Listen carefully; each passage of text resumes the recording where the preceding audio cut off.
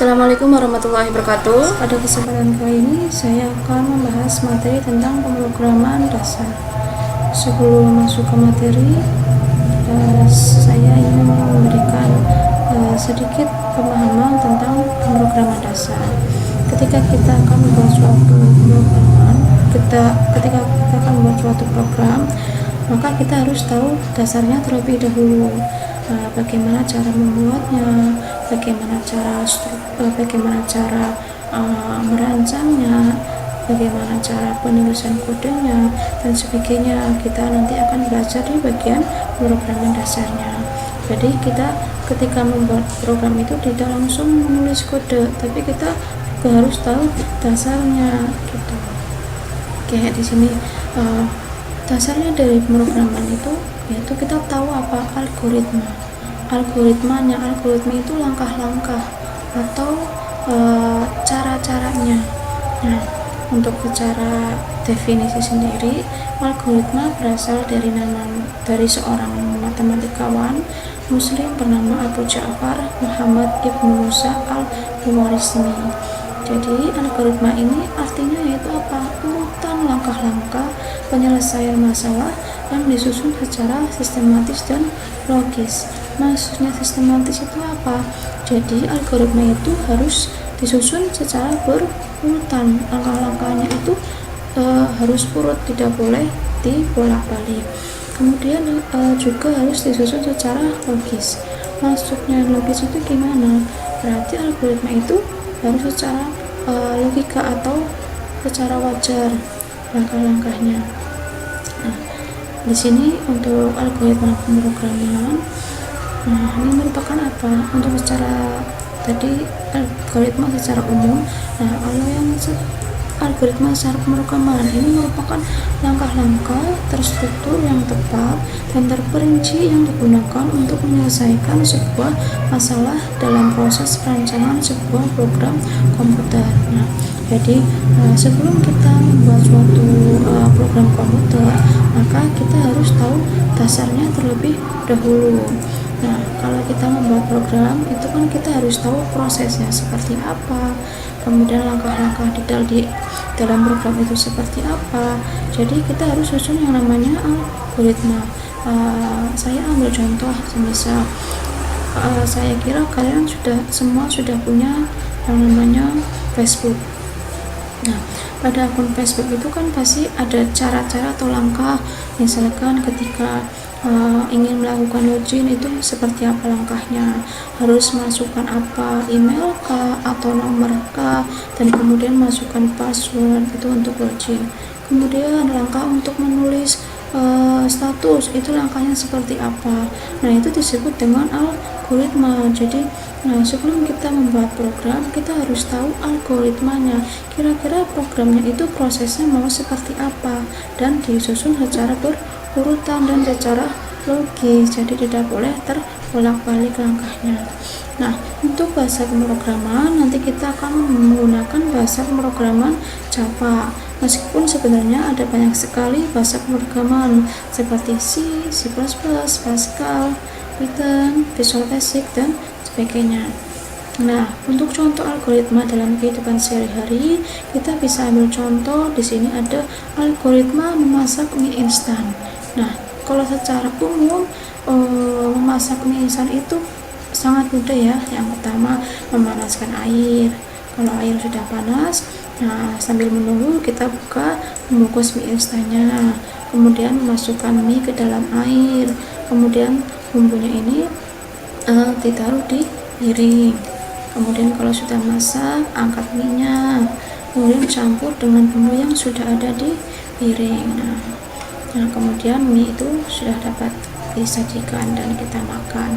Itu sebagai contoh algoritma dalam kehidupan sehari-hari.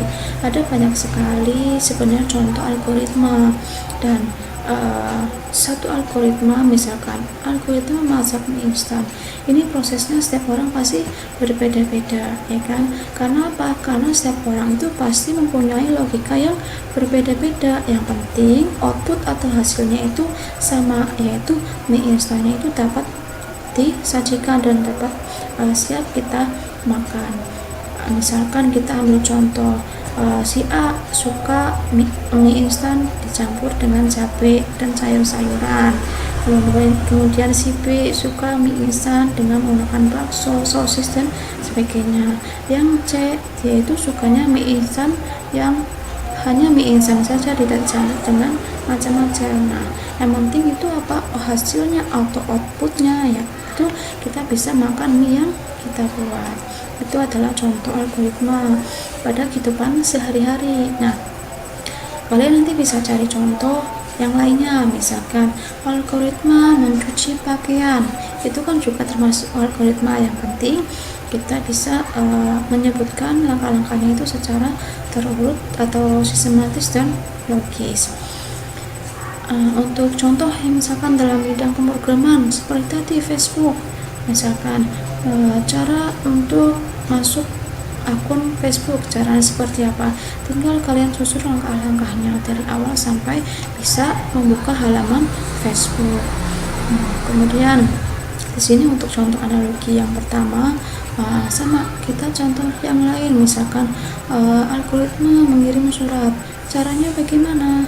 Nah, suratnya ditulis dulu di kertas, kemudian suratnya dimasukkan ke dalam amplop, ditutup, kemudian amplop yang tadi kita kasih alamat penerima dan pengirim. Biasanya penerima di bagian depan, kemudian pengirim di bagian belakang. Nah, setelah sudah, kita tempel amplop itu dengan perangko, kemudian kita pergi ke kantor pos terdekat untuk mengirimkannya.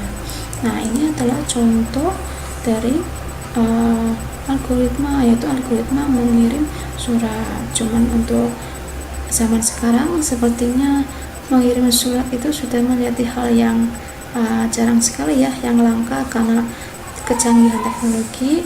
Kita bisa dengan sangat mudah mengirim surat itu bisa melalui email, atau kita share file dengan menggunakan media WhatsApp, Facebook, atau media sosial yang lain.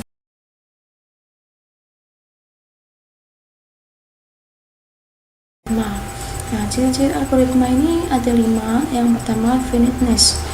Finiteness itu adalah sebuah algoritma harus benar-benar selesai ketika ia sudah menjalankan beberapa langkah proses.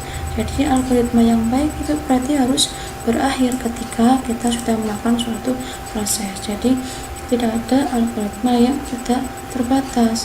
Nah, kecuali itu algoritma yang tidak baik. Kemudian yang kedua adalah definiteness.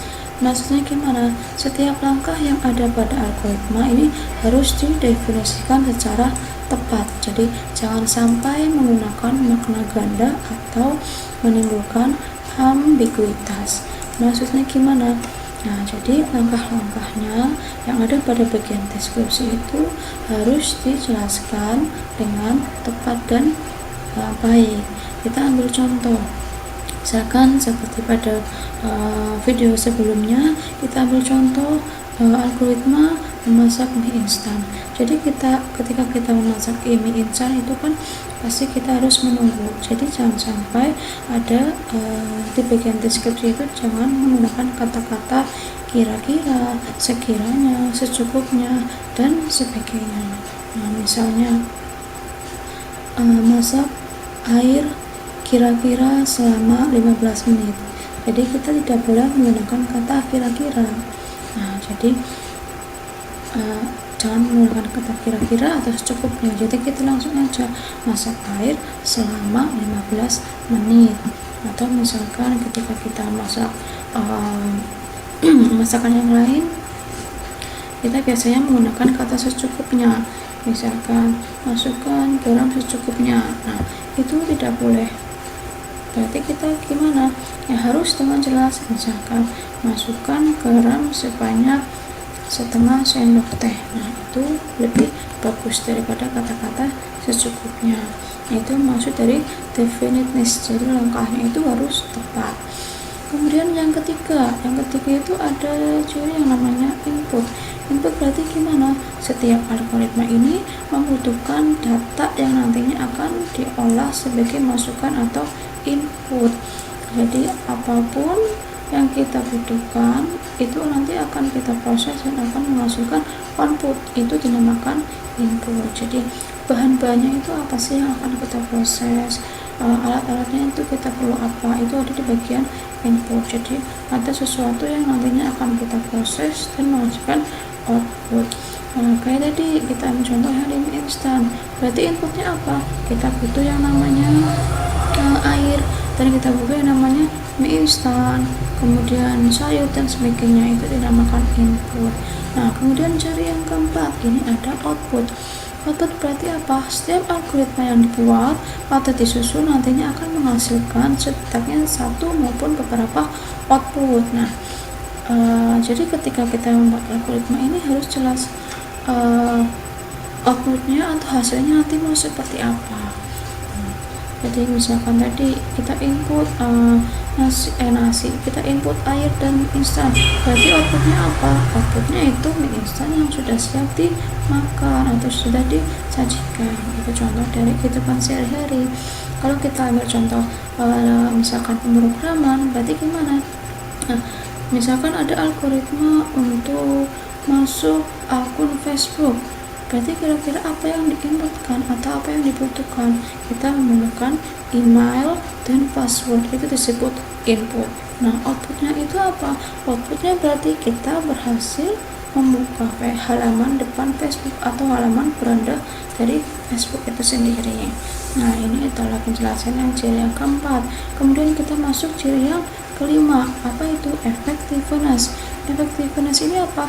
Langkah-langkah yang diambil di dalam pengerjaan algoritma harus wajar dan sebisa mungkin harus dapat dijalankan secara efektif. Nah, jadi langkah-langkahnya itu harus masuk akal atau wajar atau disusun secara logis. Nah secara sebisa mungkin itu juga harus bersifat efektif. Kita ambil langkah-langkah yang paling efektif, yang paling baik dan paling cepat. Ini adalah ciri-ciri dari algoritma, ada 5. Kemudian kita lanjut ke bagian struktur penulisan algoritma. Nah, struktur penulisan algoritma ini dibagi menjadi 3 bagian. Yang pertama yaitu nama atau judul, atau bisa kita sebut dengan header. Kemudian yang kedua ada bagian deklarasi. Kemudian yang ketiga ada bagian deskripsi. Nah, kita bahas satu-satu. Untuk yang bagian pertama yaitu nama atau judul. Judul ini digunakan sebagai tempat mendefinisikan nama program dengan menentukan apakah teks tersebut program, prosedur, fungsi atau sebagainya. Jadi judul ini itu memberikan apa? Memberikan gambaran secara singkat apa tujuan dari algoritma yang nanti kita buat. Kayak misalkan kita membuat mie instan, berarti algoritma cara membuat mie instan. Nah dari judul itu sendiri kita bisa langsung berpikir, oh berarti dalamnya itu algoritmanya langkah-langkahnya seperti ini. Jadi judul itu memberikan gambaran secara umum tentang algoritmanya. Kemudian yang kedua ada bagian apa? Bagian deklarasi. Deklarasi ini adalah bagian tahap persiapan dari algoritma. Jadi segala sesuatu yang kita butuhkan untuk melakukan proses algoritma itu kita ada pada bagian deklarasi. Jadi bahan-bahannya, alat-alatnya itu ada di bagian deklarasi. Kayak misalkan kita ambil contoh tadi mie instan. Nah, ketika kita memasak mie instan, berarti kira-kira bahannya apa aja? Ada air, kemudian ada mie instan, dan di sini ditulis secara tidak dengan ambigu. Berarti kita ambil contoh mie instan tadi ya, berarti 1 bungkus mie instan, kemudian kita butuh apa lagi? 2 gelas air, kemudian misalkan apalagi satu buah sosis, kemudian 3 butir telur atau mau bakso, itu terserah. Yang penting jumlahnya itu ukuran jumlah itu harus tepat dan dideklarasikan di bagian deklarasi. Nah, ketika kita membuat program nanti kan juga kita harus ada yang namanya bagian deklarasi. Nah, kalau di bagian program, kita biasanya bagian deklarasi ini ada yang namanya variabel, ada tipe data, konstanta, nama prosedur, tipe dan fungsi atau sebagainya. Ya, nanti kita akan belajar tentang hal-hal seperti ini pada pelajaran yang selanjutnya. Oke, kemudian kita lanjut di bagian deskripsi.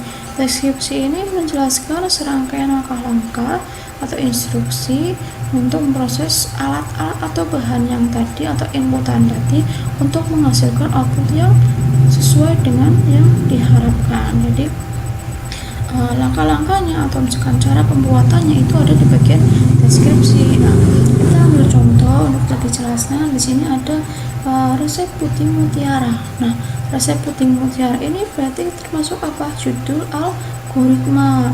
Kemudian untuk bahan-bahannya di sini bagian deklarasi. Nah, bahan 1 bungkus tepung umpet dan sebagainya. Ini kan dia dijelaskan secara jelas ya, secara tepat. Jadi tidak ambigu. Jadi kayak misalkan 1 bungkus, kemudian 250 gram. Ini secara jelas jelaskan di bagian deklarasi bahannya. Nah, bisa kita tambahkan alat juga bisa. Misalkan kita butuh sendok, kita butuh baskom, panci dan sebagainya. Itu juga masuk ke bagian deklarasi. Kemudian untuk cara pembuatan dari mulai campurkan sampai ke siap disajikan, berarti langkah-langkahnya itu termasuk pada bagian deskripsi. Nah, ini adalah contoh dari struktur penulisan algoritma. Jadi ada 3 bagian, dari bagian judul, bagian deklarasi, dan bagian deskripsi.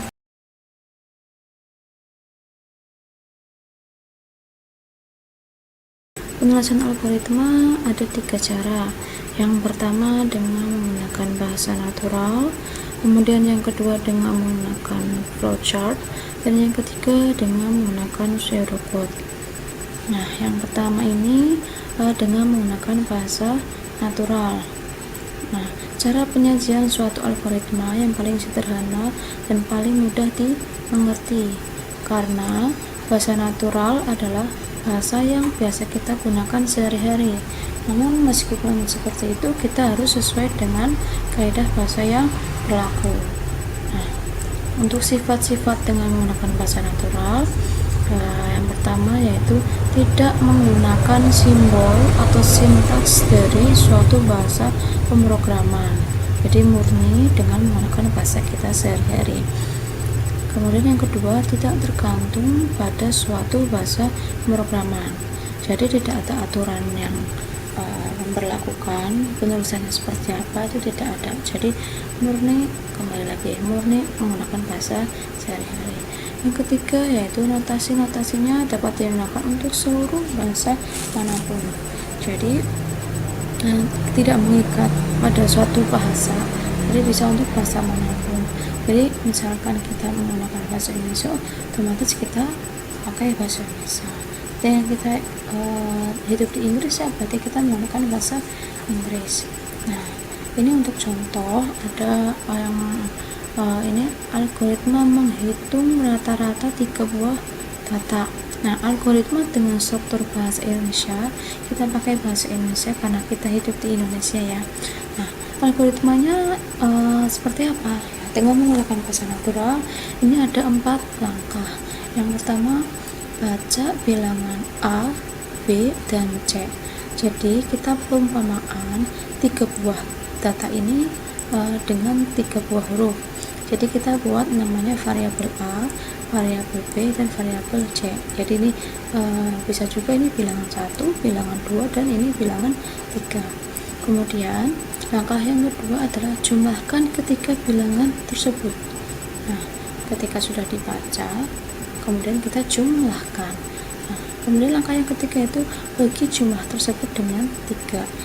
Jadi karena kita menghitung rata-rata, otomatis rumusnya yaitu kita jumlahkan dulu, baru kita bagi 3, kemudian tulis hasilnya. Otomatis nanti hasilnya itu akan ada di bagian bawah ini, maksudnya di bagian akhir ini nanti akan kelihatan hasilnya.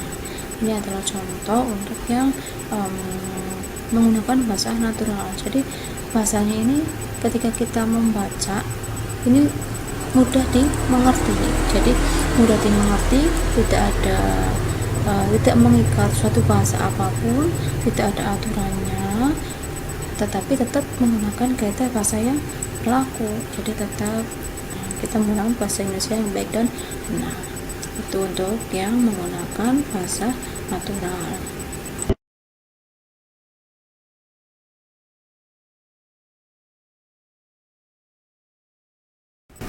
Untuk yang kedua, algoritma dengan menggunakan struktur flowchart atau dengan menggunakan flowchart. Nah, flowchart atau bahkan alir adalah skema atau bahkan atau chart yang menunjukkan aliran atau flow di dalam suatu program secara logika. Nah, flowchart ini merupakan alat yang digunakan untuk menggambarkan algoritma dalam bentuk notasi-notasi tertentu. Jadi dengan menggunakan flowchart, maka nanti kita akan menggambar algoritmanya dengan notasi. Kegunaan flowchart ini ada dua, yaitu untuk mendesain program dan untuk merepresentasikan program. Nah, cara lain untuk membuat program ini dengan flowchart memang sudah jarang dipakai. Karena apa? Karena sangat menyita waktu dan menggunakan banyak kertas. Jadi karena kita menggambar, otomatis kita butuh banyak gambar, butuh banyak kertas, kemudian menyita banyak waktu. Nah, namun ini yang tadi ini merupakan kelemahan. Namun kelebihannya apa atau keunggulan flowchart, yaitu alur program sangat mudah dibaca atau ditelusuri. Jadi dengan menggunakan flowchart, karena berbentuk gambar, maka alur program ini dapat kita mengerti atau dapat kita baca dengan mudah. Nah, simbol-simbol flowchart ini dikenal dengan notasi flowchart. Nah, pedomannya untuk membuat flowchart ini ada beberapa. Yang pertama, flowchart digambarkan dari halaman atas ke bawah dan dari kiri ke kanan. Jadi saat kita menggambar flowchart, maka kita harus menulis dari atas ke bawah, kemudian dari sebelah kiri dulu baru ke sebelah kanan. Kemudian aktivitas yang digambarkan harus didefinisikan secara hati-hati dan definisi ini harus dapat dimengerti oleh pembacanya. Jadi aktivitasnya harus ditulis dengan jelas sehingga pembaca itu akan memahaminya. Yang ketiga yaitu kapan aktivitas dimulai dan di akhir harus ditentukan secara jelas. Jadi ada simbol untuk memulai dan ada untuk mengakhiri juga, jadi harus jelas.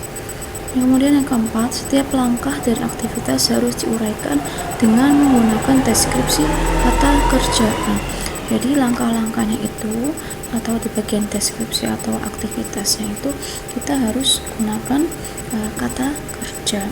Misalkan baca atau kita tulis, atau misalkan mulai, selesai, hitung, jumlah dan sebagainya. Jadi menggunakan kata kerja.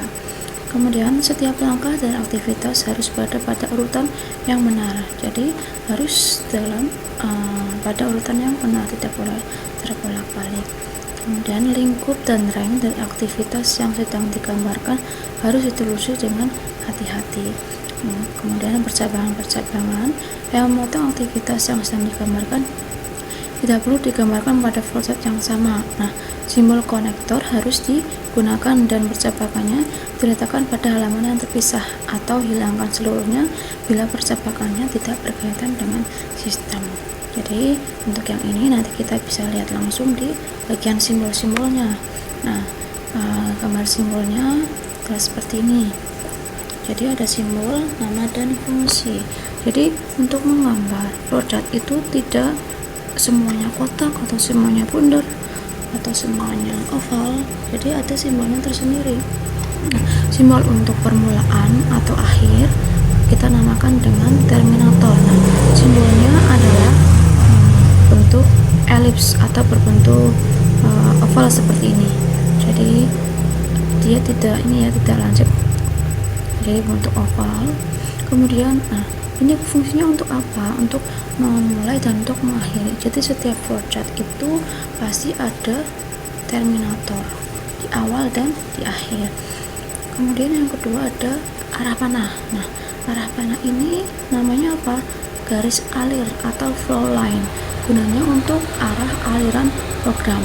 Nah, garis alir ini biasanya untuk arah aliran program, misalkan harus kemana, jadi kita menggunakan yang namanya garis alir. Kemudian yang ketiga ada namanya preparation. Ini ada segi berapa? Ada segi 6. Nah, preparation ini gunanya untuk apa? Untuk proses inisialisasi atau pemberian harga awal. Jadi untuk proses persiapan biasanya ini ada di bagian preparation.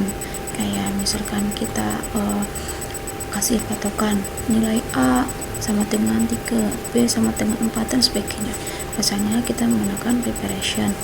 Kemudian simbol selanjutnya yaitu simbol persegi panjang atau persegi. Nah, ini adalah simbol proses. Gunanya untuk apa? Untuk proses perhitungan atau proses pengolahan data. Jadi proses-proses yang ada pada suatu algoritma itu kita simbolkan dengan menggunakan persegi panjang. Nah, kemudian yang simbol selanjutnya yaitu jajar genjang. Jajar genjang ini gunanya namanya adalah input atau output data. Gunanya untuk apa? Proses input, parameter, informasi dan sebagainya. Jadi bahan-bahan apa yang akan kita proses itu kita masukkan di bagian input. Nah, nanti hasilnya atau outputnya juga kita keluarkan dengan menggunakan simbol. Dan nanti kita akan lihat lebih jelasnya ketika sudah dikasih contoh ya.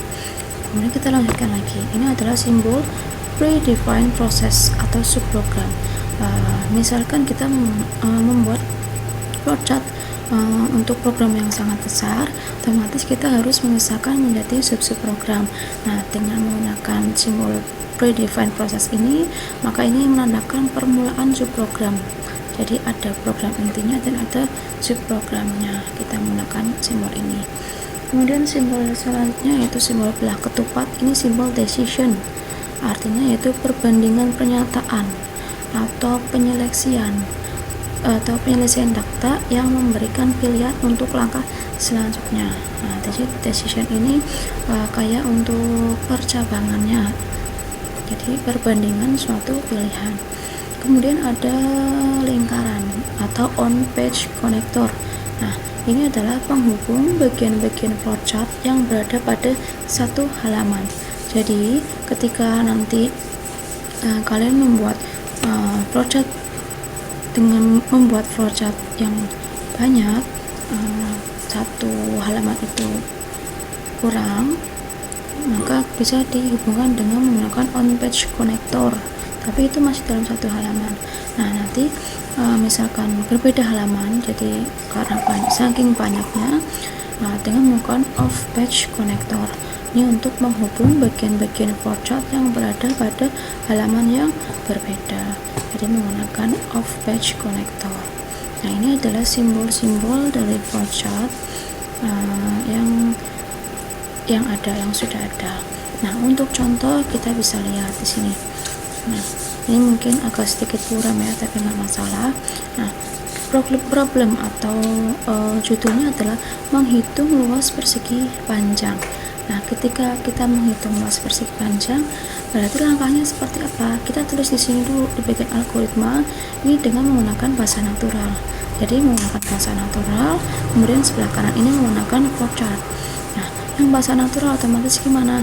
Yang pertama masukkan panjang, kemudian masukkan lebar. Langkah selanjutnya yaitu hitung luasnya.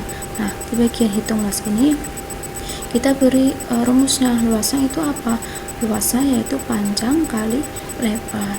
Jadi rumusnya itu juga kita harus ditulis di bagian proses ini. Nah, baru nomor 4 yaitu cetak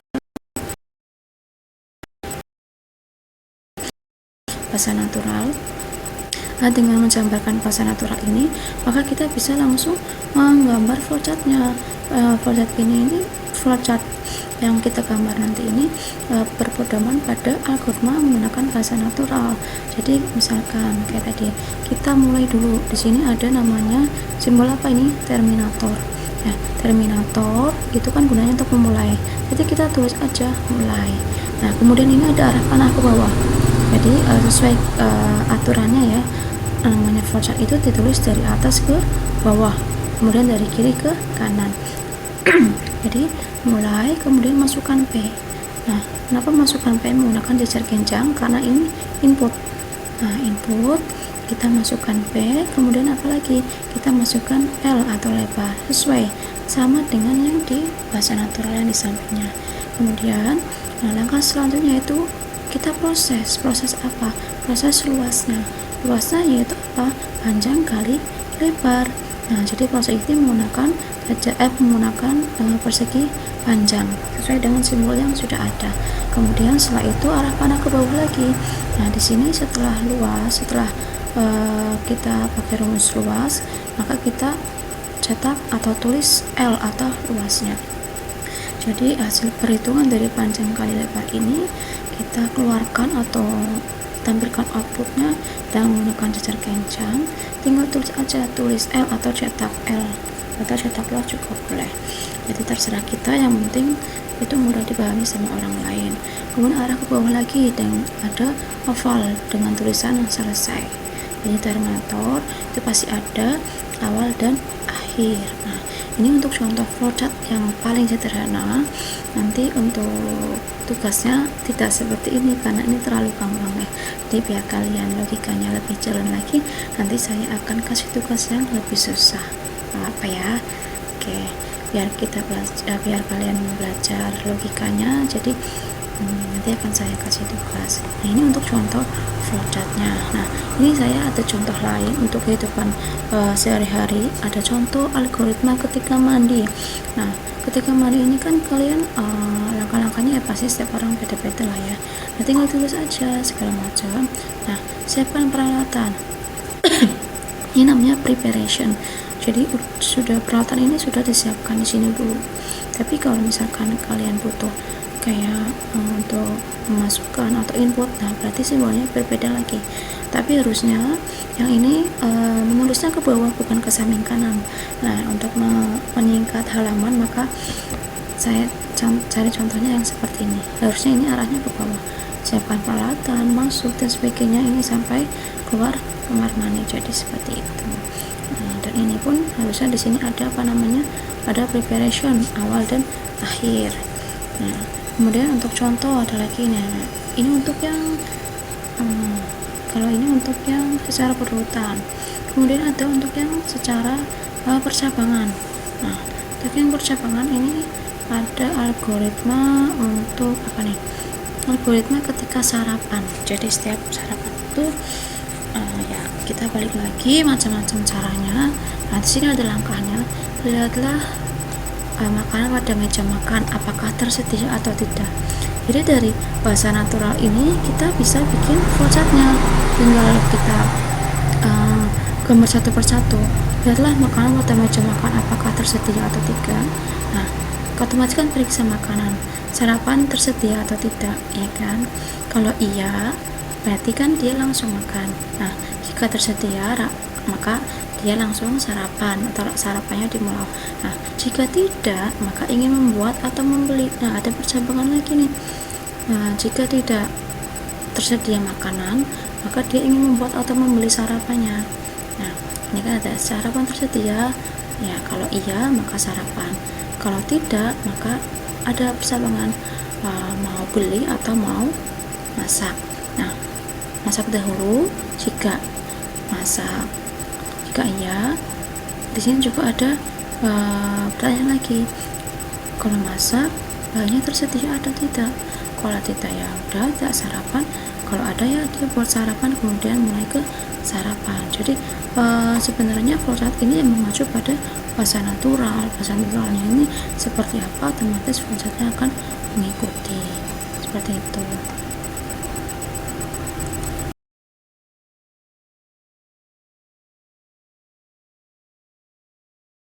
Untuk penulisan yang ketiga yaitu dengan menggunakan struktur pseudocode. Nah, pseudocode ini adalah bahasa yang digunakan untuk menyederhanakan penulisan algoritma. Namun, pseudocode ini bukan bahasa pemrograman. Nah, dalam penyajian algoritma dengan pseudocode berarti menggunakan kode yang mirip dengan kode pemrograman yang sebenarnya. Nah, karena pseudocode merupakan gabungan dari kata pseudo yang artinya imitasi atau menyerupai atau mirip, dan kode berarti kode bahasa dari pemrograman dan juga tidak memiliki aturan. baku dalam penulisannya. Nah, pada pseudocode ini bahasanya sudah mirip dengan bahasa pemrograman. Nah, kita lihat pseudocode ini biasanya lebih rinci dari English atau Indonesian Structure. Nah, contohnya ada di sini. Ini berarti menghitung luas segitiga ya. Nah, contoh pseudocode-nya yaitu start. Jadi biasanya kalau pseudocode dengan menggunakan bahasa Inggris, ciri-cirinya. Nah, start ini mulai, kemudian read alas, tinggi. Jadi kita baca alasnya berapa, tingginya berapa. Kemudian proses selanjutnya yaitu hitung luas sama dengan 0,5 atau setengah kali alas kali tinggi. Nah, kemudian print luas, terus langkah selanjutnya adalah stop atau finish juga boleh. Ini contoh pseudocode yang sederhana. Nah, ciri-cirinya biasanya menggunakan bahasa Inggris.